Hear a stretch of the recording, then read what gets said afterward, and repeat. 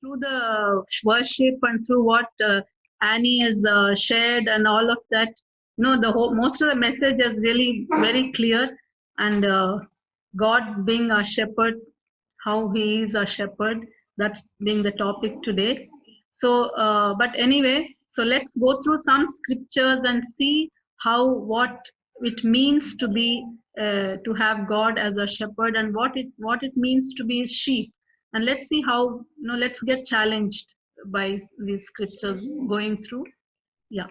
So by definition, what is a shepherd means, he is the one who tends and protects and feeds his flock of sheep. He spends his time and energy, ensuring that the sheep of his flock don't stray into danger, and he leads them in the right path. Next thing, that they will find adequate food and water, and that they will be protected and they'll be watched over, and from all the wolves and predators and the lions. So that's the job of the shepherd. So we can see that how he watches over us, and how he tends, and by feeding and nurturing, and by how he leads us, and he directs us, and he guides us as his sheep. So now Bible says that God is our shepherd.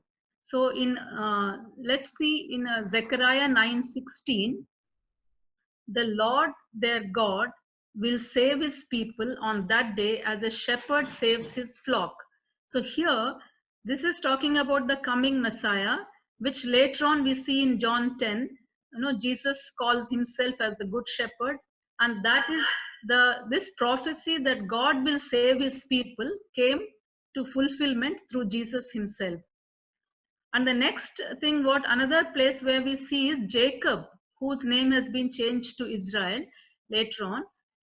At the end of his life, while giving a blessing to Joseph's sons, he refers to God as his shepherd.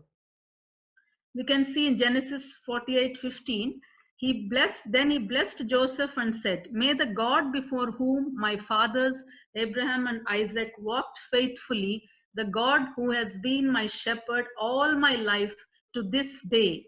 So what he's saying is, here we can see that, the Jacob at the end of his life, he is acknowledging God as the one who has been his shepherd all through his life. He would have experienced his provision, he would have experienced his God's protection, God's nurture, his leading and direction. So that's how he was able to say that at the end. And also at another, David, of course, who himself was a shepherd, could relate to God as his shepherd, and came up with this beautiful Psalm 23, which really tells us how God is our shepherd, and which is again reinforced by Jesus himself in John, saying that he is the good shepherd. So let's just go through this Psalm 23. The whole Psalm actually shows God's goodness uh, you know towards us. The Lord is my shepherd. So when we make Jesus the good shepherd as Lord, we will lack nothing. Let's take it by the word what he says. It's really, we lack nothing when we make Jesus the good shepherd as our Lord. We will lack nothing. That is the truth. So I mean, what can we learn from this? Seeing something as a lack is really not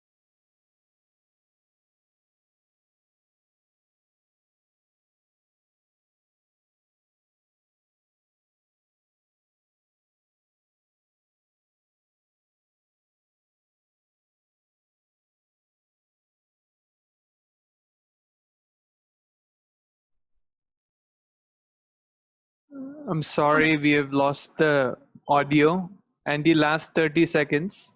okay. So, oh, is it okay now? Can you hear? Yeah.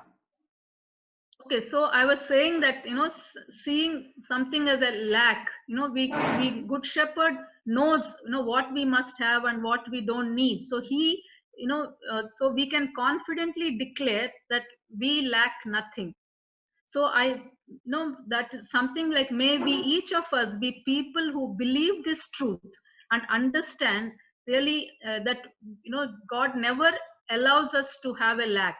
And then may we be the people who live our lives without grumbling and complaining.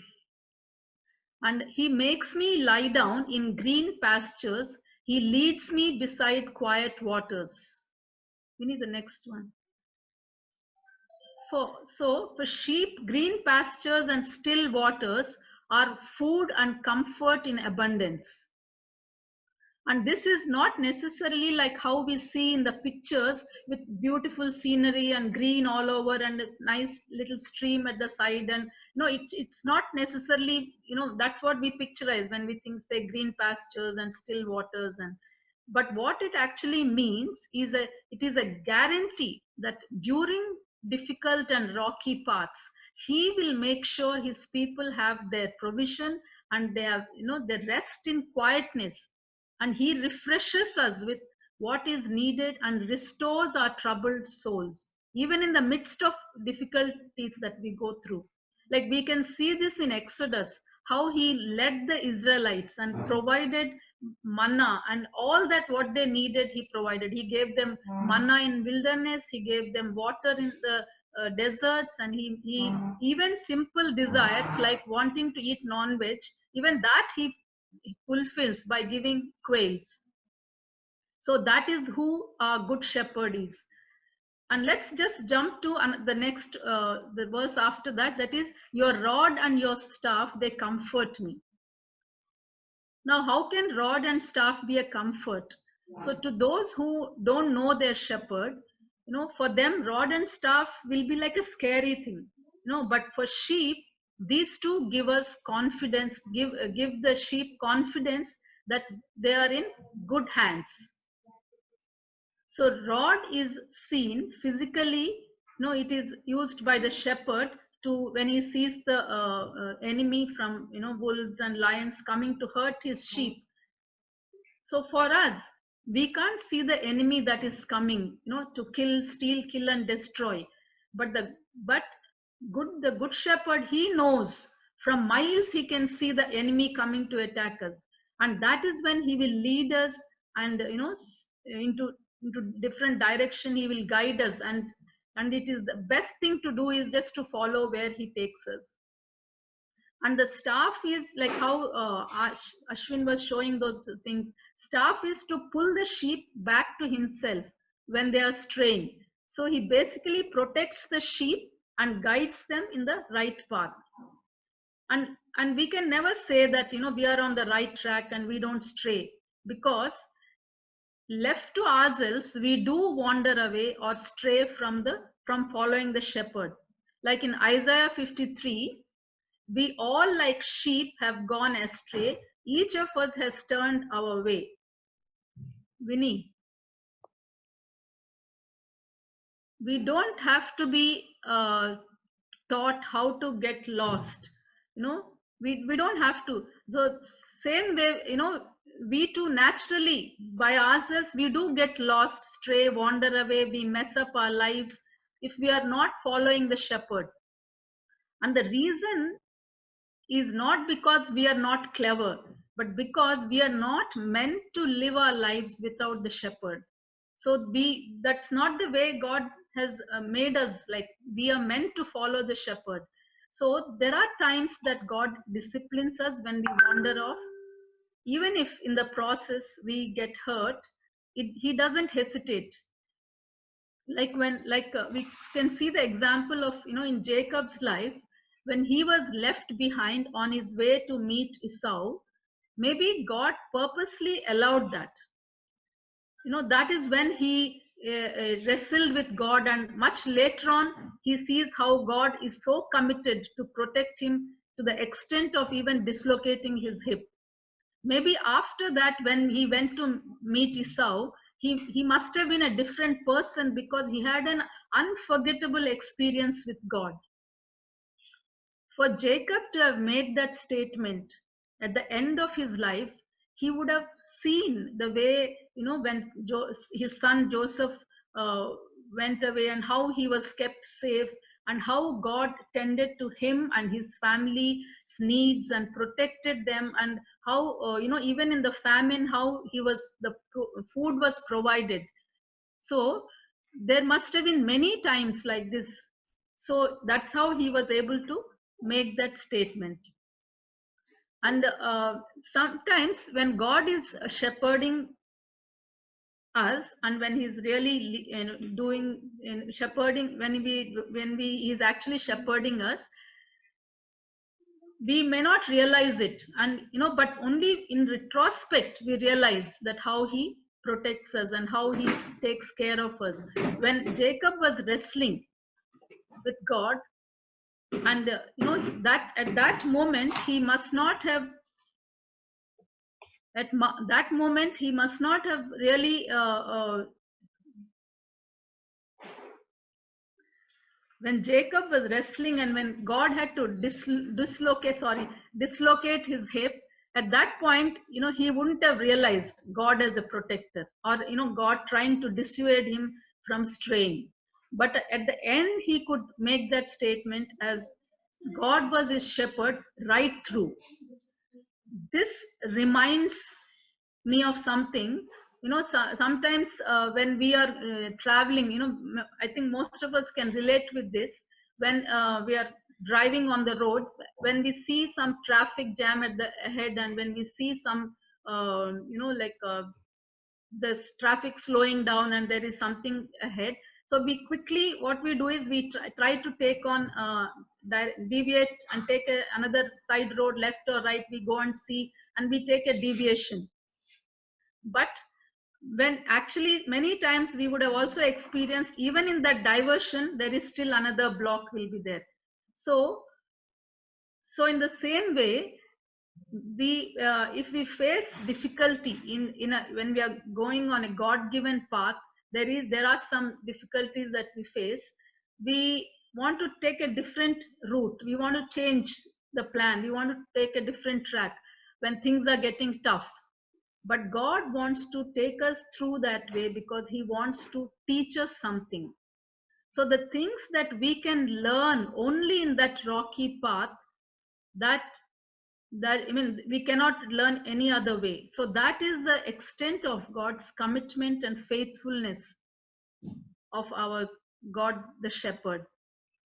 So what we can learn from this is that really that there is what even when we are going through difficult times, God is teaching us something. God is actually strengthening us and enriching us through those times, and we will really come out much more enriched and much stronger, and more like the Jesus himself. And all this is not for this life but for eternity. So even if things don't make sense, we can still look at that and just go on. Sometimes we can even think of this as a punishment. When things are going wrong, we can say, oh, God is punishing me. But then let's remember that God never punishes us for our sins. He paid it all himself. He doesn't want to punish us. He only disciplines us. May the enemy not tell lies to us saying God is punishing you. And we also see the shepherd's heart in the illustration that Jesus gives of leaving the 99 and going after that one sheep that is strayed.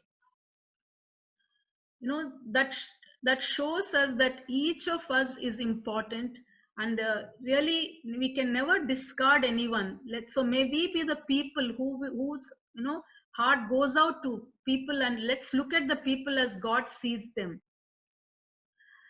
And a good shepherd walks ahead and his sheep follow him.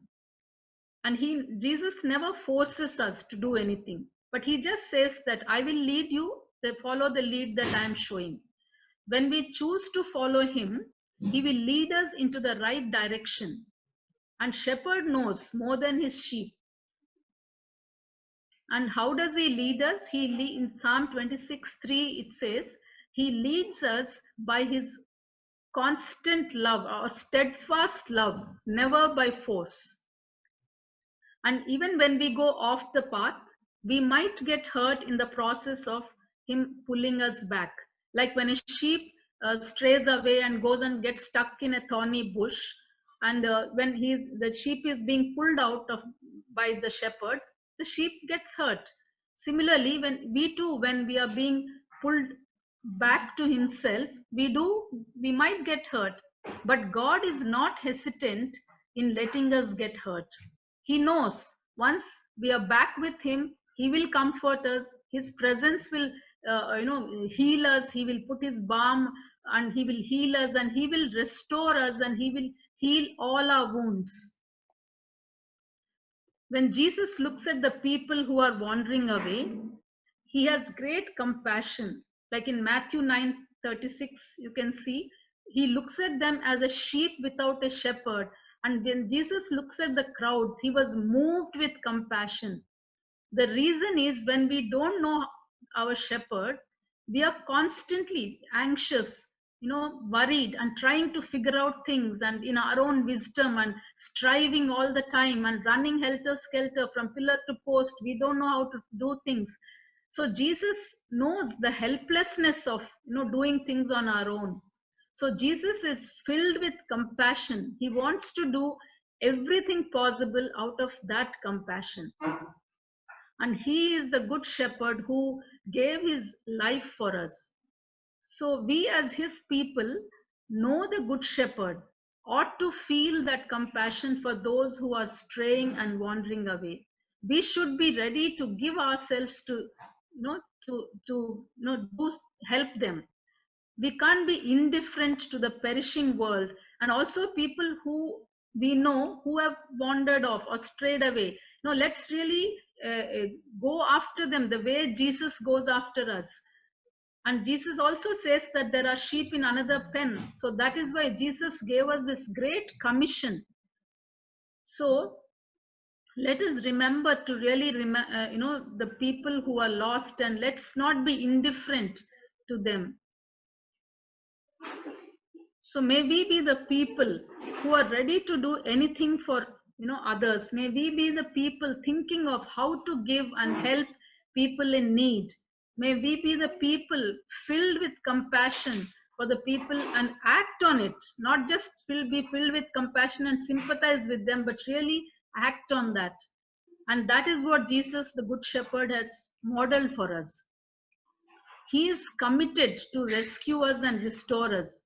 We all stumble and fall, and we all have our own, that sheep, when they stray away, they go and fall into the pit. So we have our own pits, some moral pits, some ethical pits, and we too can fall into any kind of things like fear, depression, discouragement, and disappointments. But Jesus can pick us up from any kind of a pit that we fall into. The only thing we need to do is be yielded, be listening to his voice, and trust him and put ourselves in his hand. When we truly say that and believe the Lord is my shepherd, we are safe in his hands. God wants that we all be sheep and he would be our shepherd. May we be the people who hear the great shepherd, trusting in his sacrifice and following him and hearing his words. So these are the things that we have seen, how he leads us into the right path, so that the understanding that he leads us into the right path should really keep us at peace and not be anxious, and just do what he says, however illogical it may seem. The best part is, even if we go in another direction, he won't let us go. Like we've seen in case of Jonah, how he just goes different path, but and messes up, but then he brings him back. So even if all around there is a rocky path, his promise is he will make us live in green pastures and beside still waters. He guides us, he leads the way, he directs us, he protects us, he provides for us so we lack nothing, he restores our soul. So these are the facts, these are the truths that when God, these are the things characteristics of the shepherd. So knowing all this, how do we live? So these verses are the ones which tell us, even though I walk through the valley, the darkest valley, I will fear no evil, for you are with me. Actually, Psalm 23 is all about being fearless. Is really, knowing that God is our shepherd, we can really be fearless. Even if we are in the worst of situations, we can be fearless because He is with us. He is really our shepherd. And we can say that the same Spirit that raised Jesus from the dead is living inside of us now.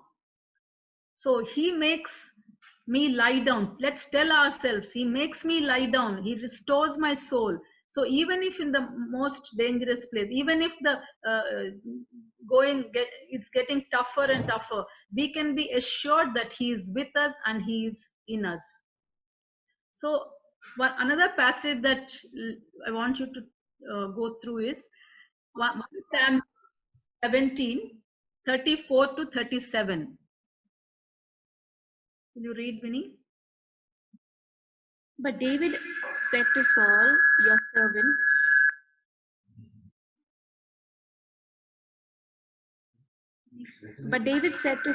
your servant has been keeping his father's sheep. Actually, I can read it. 1 Samuel 17:34 to 37. But David said to Saul, your servant has been keeping his father's sheep. When a lion or a bear came and carried off a sheep from the flock, I went after it, struck it, and rescued the sheep from its mouth. When it turned on me, I seized it by its hair, struck it, and killed it. Your servant has killed both the lion and the bear. This uncircumcised Philistine will be like one of them, because he has defiled the armies of the living God. The Lord who rescued me from the paw of the lion and the paw of the bear will rescue me from the hand of this Philistine. Okay, so let us see what David the shepherd has done here. He used the rock to strike the lion and the wolves and the bears, and he pulled his sheep from the their mouth. Then, not fearing for his life, he was ready to give his life, and he fought with them and killed them.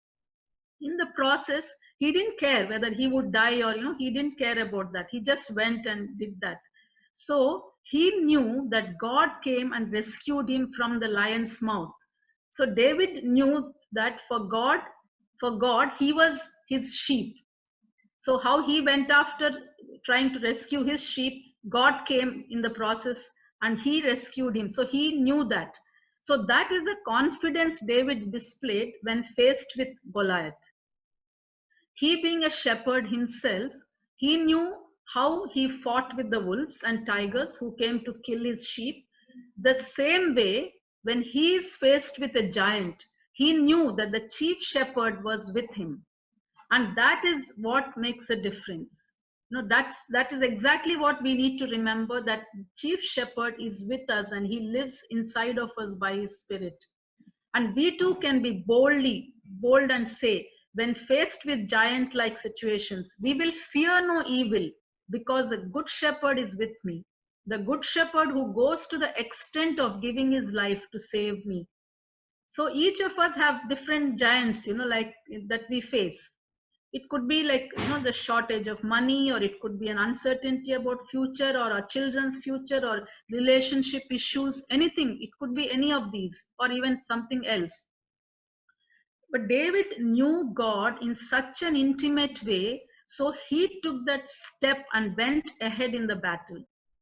The difference between him and his brothers, we can see that in the picture. The difference between him and his brothers is that when they saw the giant, they were hiding.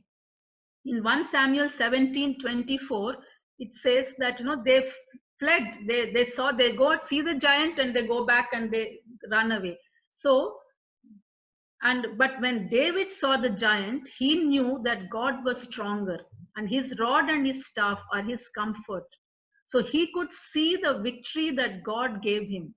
In Psalm 21:1, the king, he says, these are David's words: the king rejoices in your strength, Lord.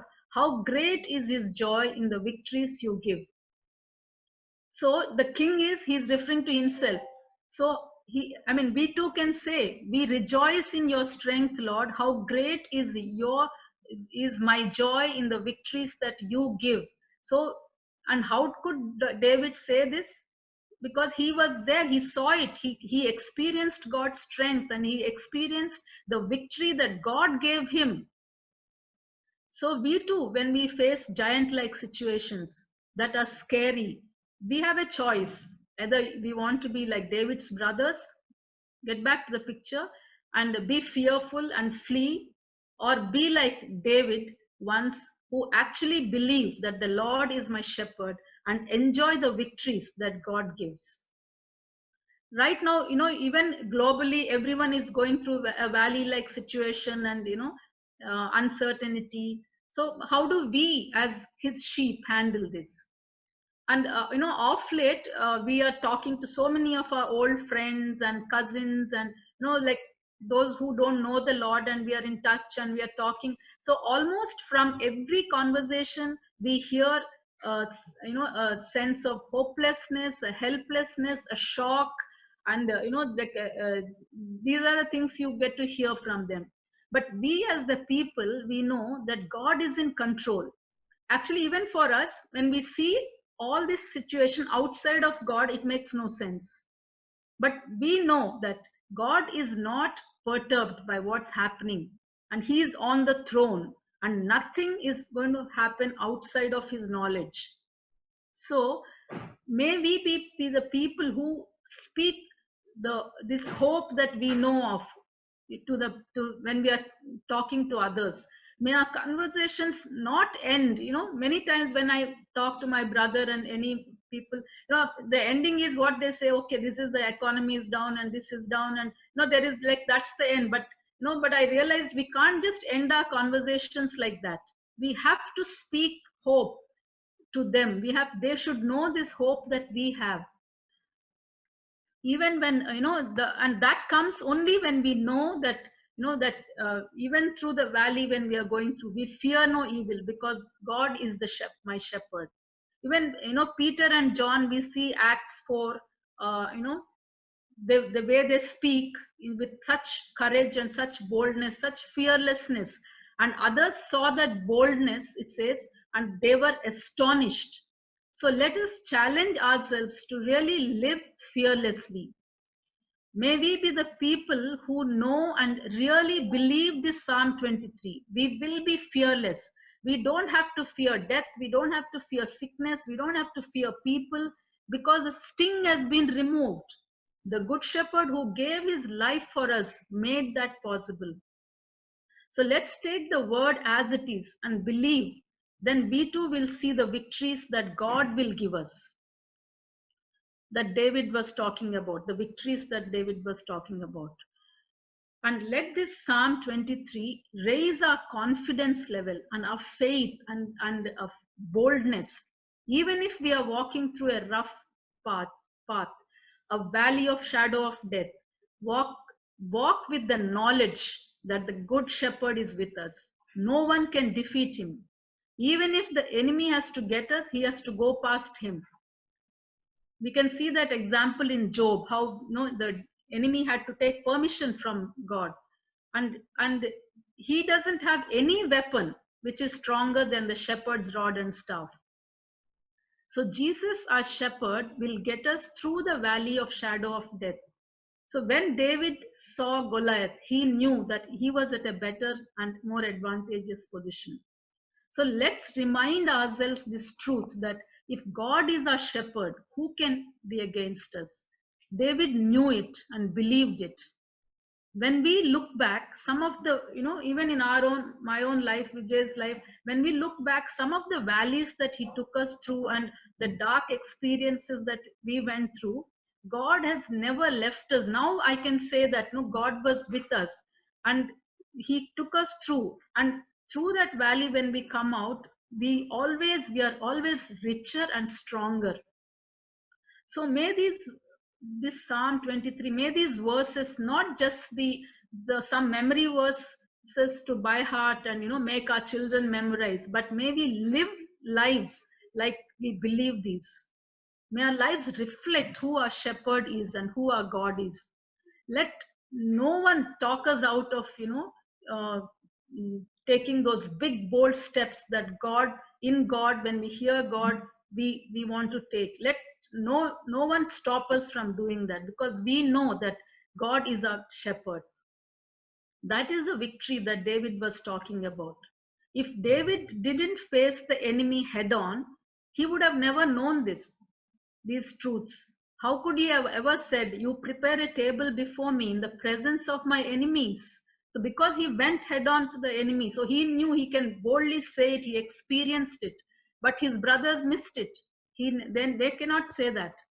So may we be the people who will not shrink back, but be fearless, even in the face of giant-like situations.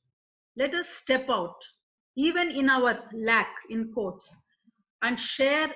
We can, even in a lack, we can still share that one loaf of bread, and we will know, when we do that, we will know that God is our provider. And like David, we too can say that my cup overflows. You anoint my head with oil, and my cup overflows. If God is asking us to take risks, to take those bold steps, take it, because only then we can see His miraculous protection and supernatural provision. So, like David and Jacob, we too can say, "The Lord is our shepherd. We will fear no evil. We will not shrink back. And surely your goodness and love will follow me all the days of my life. And I will dwell in the house of the Lord forever." When we make the Good Shepherd our Lord, we can be sure that we will be enveloped by His leading and His goodness and mercy following us, and we being in between, and all the days of our lives until we reach eternity to dwell in the house of the Lord forever.